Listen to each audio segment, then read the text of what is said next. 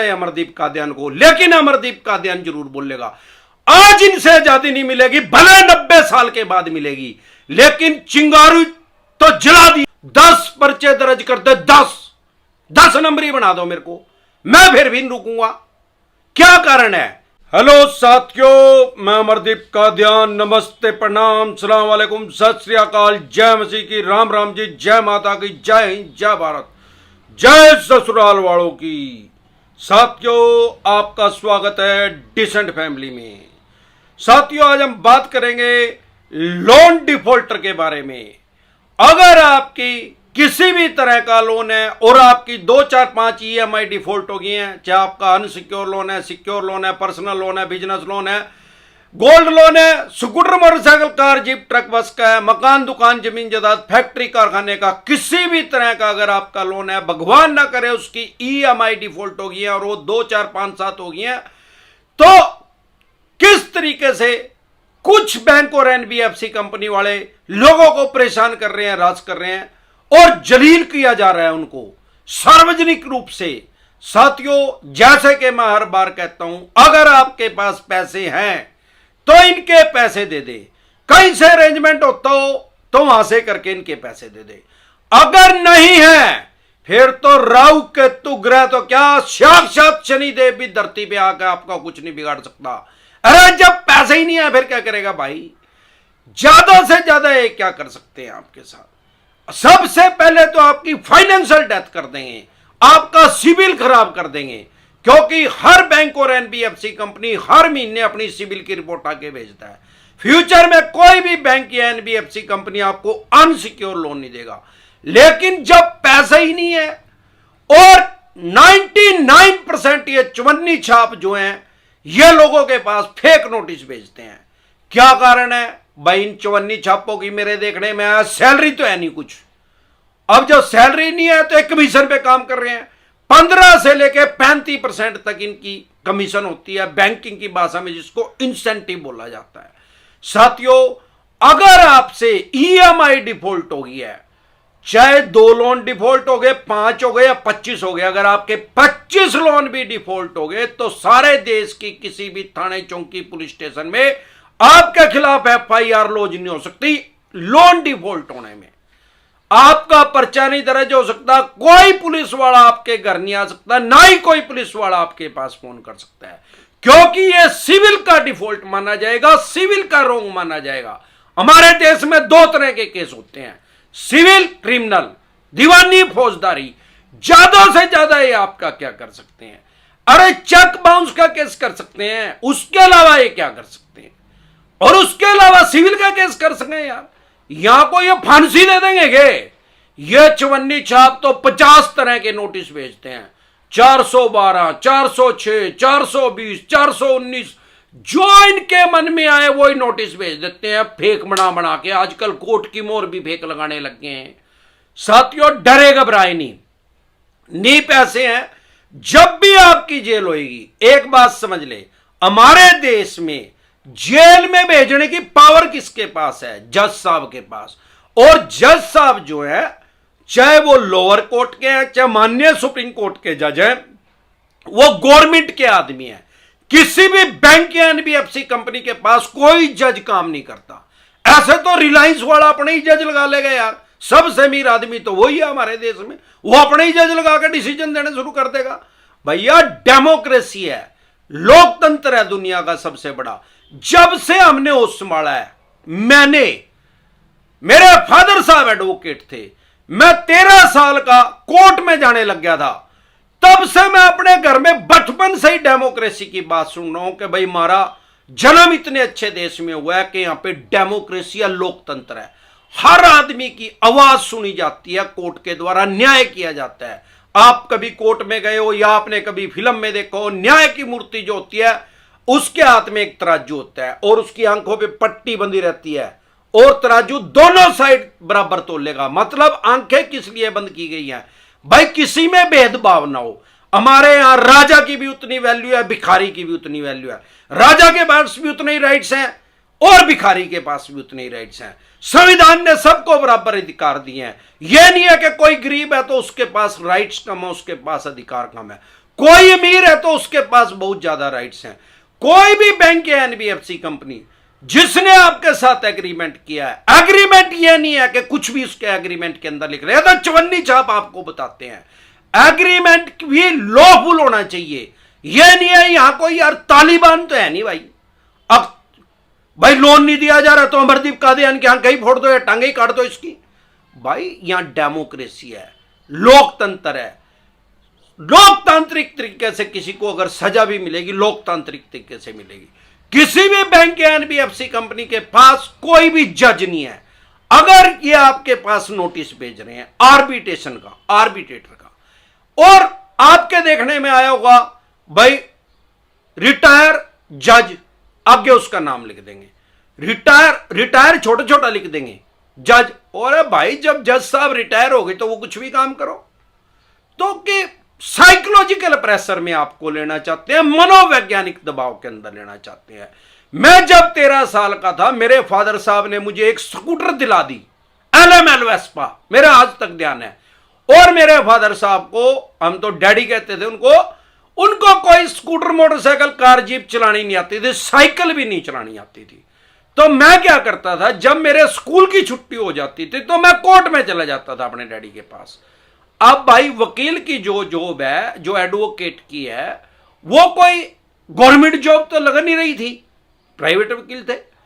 अब जो वकील है उसका कोई काम ऐसा फिक्स टाइम तो है नहीं कि भाई 5 बजे छुट्टी हो जाएगी या 2 बजे दोपहर को उसकी छुट्टी हो जाएगी, घर चला जाएगा। उसको डिपेंड करे यार कितने क्लाइंट आ रहे उसके पास। और मेरे डैडी बहुत अच्छे वकील थे, यहाँ के मान्य हुए वकील थे, चौधरी दलेल सिंह एडवोकेट उनका नाम था। अब जब मैं जाता था तो बहुत से क्लाइंट आए रहते थे। मेरे स्कूल की छुट्टी तो गर्मियों में तो भाई 1 बजे के बाद हो जाया करती, सर्दियों में 4 बजे हो करती। अब जब मैं अपने फादर को लेने के लिए जाता था तो मेरे डैडी उसी टाइम फ्री तो होते नहीं थे भाई, मेरे साथ ही स्कूटर में बैठ के सीधे कोर्ट में से वापसी आ जाएंगे। तो क्या होता था, मैं भी वहां बैठ जाता था। अब 5-7 क्लाइंट आ ही रहे थे, भगवान की दया से काम बढ़िया था मेरे डैडी का। अब जो वो कुछ बात कर रहे थे तो मैं भी तो सुनू था, मैं कोई बहरा थोड़ी था यार। उस टाइम ये मोबाइल तो थे नहीं भाई, इब तो मेरे छोरे ने मेरे दोहरा बैठा देगा तो खट खट खट उसमें घोपड़ा खराब करेगा अपना, नेट चला होगा तो। भाई ना तो नेट थे ना टीवी थे, टीवी थोड़ी कोर्ट में लग रहा था यार। उस टाइम तो छान हो करती, छान मतलब घास फूस की, उसके नीचे ज्यादातर वकील बैठे करते, या टीन के सेट हुआ था, वहां तो लाइट भी नहीं थी यार। तो भाई बंदा करेगा क्या। और भाई मैं उनकी बात ही सुनू था, अपने डैडी की या उनकी क्लाइंट की। और तो जब से मैं समझने लग रहा हूं कानून को 13 साल की उम्र से, अब मैं 49 साल का हो गया, मेरे को आज तक ये नहीं समझ में आई कि डेमोक्रेसी के अंदर, लोकतंत्र के अंदर ये चवन्नी छाप लोगों की बेइज्जती कैसे कर रहे हैं। इनका 499500 में इनके खिलाफ आप केस कर सकते हैं, मानहानि का दावा कर सकते हैं, इनकी साइबर सेल में शिकायत कर सकते हैं, एसएसपी के पास शिकायत कर सकते हैं। बहुत से आदमी मेरे को ये कहते हैं, कमेंट करते हैं, मेरे यार प्यारे रिश्तेदार भी मेरे को बोलते हैं, यार भाई साहब आप फेसबुक पे लाइव आके बोलते हो, आप यूट्यूब पे चैनल बना रखा है। अगर आप मुझे फेसबुक पे देख रहे हैं तो मेरा चैनल है यूट्यूब पे, जो पिछले 1 साल पहले बनाया था मैंने, डिसेंट एडवाइस के नाम से, जिस पे पिछले 1 साल में मैं 1100 से भी ज्यादा वीडियो डाल चुका हूं लोन से रिलेटेड। आपको या आपके किसी भी यार प्यारे रिश्तेदार को लोन से रिलेटेड कोई भी दिक्कत परेशानी आ रही है तो वो आप YouTube के सर्च के ऑप्शन में जाके वो प्रॉब्लम लिखे, आगे डिसेंट एडवाइस लिखेंगे तो तुरंत प्रभाव से आपकी समस्या का समाधान हो जाएगा। अब लोग बोलते हैं सर आप YouTube पे भी बोल रहे हो, अब Facebook पे भी बोलने लग गए, आपकी FIR दर्ज हो जाएगी, आपका पर्चा दर्ज हो जाएगा। अरे मेरा कौन सा पर्चा दर्ज हो जाएगा भाई, मैंने क्या कह दिया। अरे मैं तो लोगों को राइट्स बता रहा, अधिकार बता रहा यार। और न्यू होगा तो हो जाने दे भाई। जो चवन्नी छाप मेरी सुन रहे हैं ना, 10 पर्चे दर्ज कर दे, 10 नंबरी बना दो मेरे को, मैं फिर भी नहीं रुकूंगा। क्या कारण है, मेरा चैनल सारे देश में सबसे आगे जाने का क्या कारण है। पिछले 1 साल में एडवाइस में सारे देश में सबसे आगे क्यों चला गया। अरे लाखों आदमी एडवाइस दे रहे हैं, लाखों चैनल हमारे देश में एडवाइस देने के। अमरदीप कादियान सामान्य बोलचाल की भाषा में बता और समझा देता है। अब कोई आदमी आपके पास एडवाइस लेने आया, आप उसको कानूनी भाषा में समझा रहे हो। अरे कानूनी भाषा तो नोटिस आई रहे यार, चवन्नी छाप ने भेजी रखे उसके अलावा। अब लोग को पर्चा दर्ज हो जाएगा भाई।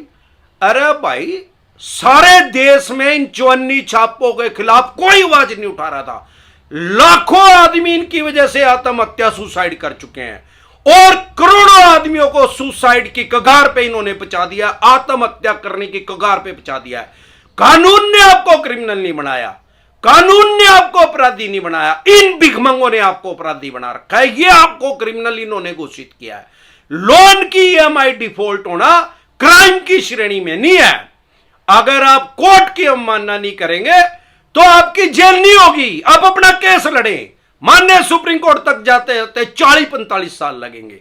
40-45 साल में हरिद्वार जाने का टाइम हो जाएगा भाई। अमरदीप कादियान क्यों आया? अरे मैं बैंकिंग को बहुत सालों से समझ रहा हूं, देख रहा हूं, बहुत से आदमी मेरे से पहले भी एडवाइस ले रहे थे, लेकिन जब से मैं यूट्यूब पे आया तो मेरा चैनल सबसे ज्यादा ग्रो क्यों करा। फेसबुक पे मैं 2011 से हूं, 2022 आ गया है। 4 जनवरी 2011 को मैंने अकाउंट बनाया था फेसबुक पे।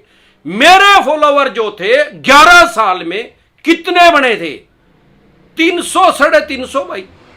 और पिछले 6 महीने में जब से मैंने ये YouTube वाली वीडियो यहां पे डालने शुरू करी और मैं लाइव आना शुरू हो गया, 3.25 लाख हो गए हैं, 3.5 लाख होने वाले हैं। क्या कारण है भाई? अरे वैल्यू प्रोवाइड करी यार उनको उनकी हक बताए, राइट्स बताए। अगर लोगों का हित करना, उनके राइट्स बताना, उनके अधिकार बताना अपराध की श्रेणी में है, वैसे तो अपराध की श्रेणी में नहीं है। एज पर माई नॉलेज अगर है उसमें पर्चा दर्ज होता है, FIR दर्ज होती है, तो मैं 10 केस करवाने के लिए तैयार हूं, लेकिन मैं बताऊंगा जरूर। क्यों भाई? अरे हमारा देश आजाद कैसे हुआ? बहुत से शहीदों ने अपनी बलिदान दिया भाई। गांधी जी का भी नाम लेते हैं, सुभाष चंद्र बोस जी का भी नाम लेते हैं, और बहुत से जो हमारे शहीद हुए हैं उनका नाम है। लेकिन उसकी शुरुआत कहां से हुई? अगर आपने हिस्ट्री पढ़ी है तो आपको ही पता है, मैंने भी पढ़ी है। 1857 से देश कब आजाद हुआ? 1947 में। 90 साल के बाद उसकी नींव कहां से पड़ी? 1857 में मंगल पांडे जी जो थे वो मिलिट्री में भर्ती हो गए, सेना में भर्ती हो गए। अब सेना में भर्ती होंगे तो स्वाभाविक बात है कि गोली तो चलानी पड़ेगी ना भाई। तो जब उनको गोलियां चलाने के लिए दी गई मिलिट्री में, तो उस पे जो गोली का जो खोल था वो गाय की चर्बी से बना हुआ था।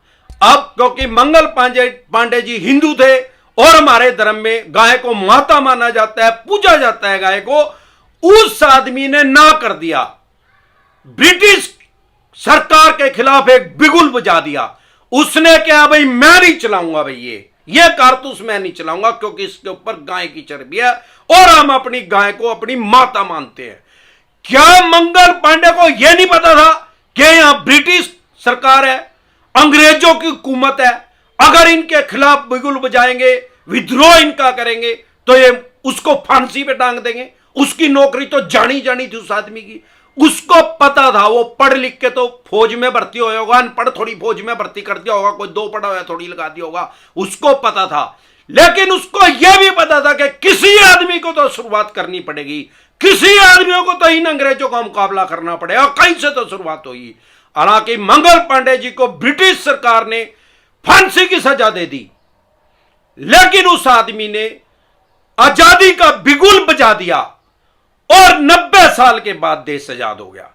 उस आदमी ने, कहते हैं 1857 में आजादी की नींव रखी गई। आजादी की नींव अगर वो आदमी नहीं रखता, मेरे को तो नहीं लगता कि आज 2022 में भी देश आजाद हुआ होता।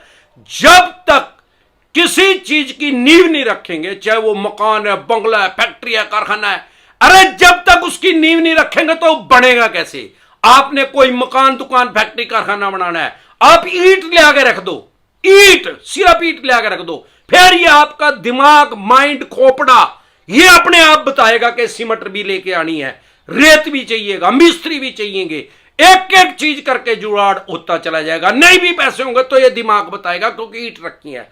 उस आदमी ने क्या किया? मंगल पांडे जी ने आजादी की नींव रख दी। अब आजादी की नींव रख दी तो 90 साल के बाद देश आजाद हो गया और आज हम आजाद देश में है। अब पहले तो हमें अंग्रेजों की हुकूमत थी, गोरे हमारे ऊपर राज कर रहे थे, अब ये काले कर रहे हैं, इन्होंने बेड़ियां डाल रखी हैं। तो मैंने सोचा कि यार किसी को तो इनके खिलाफ आवाज उठानी पड़ेगी। हमारे देश की जनसंख्या लगभग 135 करोड़ है और एक भी आदमी इनके खिलाफ आवाज नहीं उठा रहा है, एक भी आदमी खुल के नहीं बोल रहा है। क्या हो जाएगा भाई? अरे फांसी दे दो चाहे अमरदीप कादियान को, लेकिन अमरदीप कादियान जरूर बोलेगा आज इनसे आजादी नहीं मिलेगी, भले 90 साल के बाद मिलेगी, लेकिन चिंगारी तो जला दिया मैंने, इसकी अलग को जगाए रखेगी जो युवा पीढ़ी होगी, आने वाले लोग जो हमारे साथ जुड़ते जा रहे हैं, इनका मुकाबला तो करना ही करना पड़ेगा। नहीं तो भाई नीरव मोदी भाग गया, विजय माल्या भाग गया, 10-10, 15-15 हजार करोड़ रुपए लेके भाग गए, तो भाई उनको पकड़ो, उनके ऊपर भी केस रजिस्टर्ड है, ठीक है। अभी एक सबसे बड़ा दुनिया का, हमारे देश का तो सबसे बड़ा स्कैम हो गया, 23,000 करोड़ रुपए का चूना लगा दिया अग्रवाल साहब ने। अब सीबीआई जांच बैठी हुई है, ठीक है भाई। अब जो आदमी ने, किसी ने 23 लाख रुपए का लोन देना, उसको तो मतलब इनका तो चवन्नी छापों का मतलब ये है कि इसको बुच्चड़ खाने में भेज दो, इसको कसाई खाने में भेज दो, इसकी नाड़ कटवा दो, इस पे अगर पैसे नहीं है तो। भाई डरे घबराए नहीं, अमरदीप कादियान जब तक जिंदा है, जब तक आम और खास आदमी की मदद करता रहूंगा, जब तक लोगों को लोगों के राइट्स बताता रहूंगा। लोन डिफॉल्ट होना, दोबारा बता रहा हूं, 2 लोन डिफॉल्ट हो गए, 5 हो गए, चाहे 25 लोन भी अगर आपके डिफॉल्ट हो गए तो भी क्राइम की श्रेणी में नहीं है, सिविल का डिफॉल्ट है। जेल का प्रावधान, कोई भी बैंक या एनबीएफसी कंपनी डायरेक्ट आपको जेल में नहीं भेज सकती, डायरेक्ट आपकी एफआईआर दर्ज नहीं करवा सकती लोन की ईएमआई डिफॉल्ट होने पे। फिर चाहे आपका 2 लाख का लोन है, 50,000 का लोन है, या 50 करोड़ का, या 500 करोड़ का, जितने भी करोड़ का आपका लोन है, डायरेक्ट आपके खिलाफ एफआईआर दर्ज नहीं हो सकती। कोई भी पुलिस वाला आपके घर नहीं आ सकता, ना ही कोई पुलिस वाला आपके पास फोन कर सकता है लोन की ईएमआई डिफॉल्ट होने में, क्योंकि पुलिस का काम हमारे देश में लॉ एंड ऑर्डर को मेंटेन करना है, कानून व्यवस्था बनाए रखना है, ना कि किसी भी बैंक या एनबीएफसी कंपनी की रिकवरी करके इनको देना। यह चवन्नी छापों का काम है। मैं तो कह रहे हैं चवन्नी छाप खत्म होनी चाहिए हमारे देश में से, रिकवरी एजेंसी को हटाना चाहिए। अरे यार पैसे देने हैं, पैसे देने के राइट्स तो बैंक या एनबीएफसी कंपनी के पास है। अगर मैंने 10,000 रुपए भी लिए तो वो हमारे ऊपर केस तो कर सकता है, तो केस कर क्यों नहीं रहा है वो? उसको पता है आज केस करेगा, माननीय सुप्रीम कोर्ट तक 40-45 साल लगेंगे, इतना अमरदीप कादियान हरिद्वार चला जाएगा, फिर पैसे किससे लेगा? ये चवन्नी छाप 40 दिन भी नहीं लगने देते, आम आदमी को डरा के धमका के प्रेशर में लेके उससे रिकवरी करते हैं। इनका बस चले तो एक वह अपने बच्चों का खून बेच के पैसे दे दे। भाई मैं ये समझता हूं कि अगर अमरदीप कादियान इस आवाज को ना उठाता तो कोई और आदमी उठाता, लेकिन अब तक तो किसी ने उठाई नहीं थी। अब मैं क्या सोच रहा हूं कि हमारे साथ ज्यादा से ज्यादा आदमी जुड़े, ताकि हमारी आवाज सारे देश के हर कोने तक जाए और सरकार भी इस बात को समझे कि लाखों करोड़ों आदमी जो है सुसाइड की कगार पे पहुंच चुके हैं, ये अपराधी नहीं है, ये क्रिमिनल नहीं है, इनकी 7 पीढ़ी में किसी ने क्राइम नहीं किया, ये कभी थाने में नहीं गए, कभी कोर्ट में भी नहीं गए, ना इनकी 7 पीढ़ी में कोई वकील है। तो इनको अपने राइट्स नहीं पता, अधिकार नहीं पता। जब तक आपको अपने राइट्स और अधिकार नहीं पता होगा तब तक आपको ये दिक्कत परेशानी समस्या आती रहेगी। और अमरदीप कादियान के साथ जुड़े हैं तो हमारा जो चैनल है डिसेंट एडवाइस, उस पर मैंने 1100 से ज्यादा मैंने वीडियो डाल रखी है। डेली मैं उस पर लाइव आता हूं रात को 9:30 बजे। तीजो त्वारो 12 इतवारो, आंधियो तूफानो मीओ बारिशो, खांसियो जुकामो नजला बुखारो, लाइव में डेली आता हूं। लेकिन मेरे साथ जुड़ने से पहले एक बार जोर से मिलकर नारा लगाना पड़ेगा, जय ससुराल वालों की।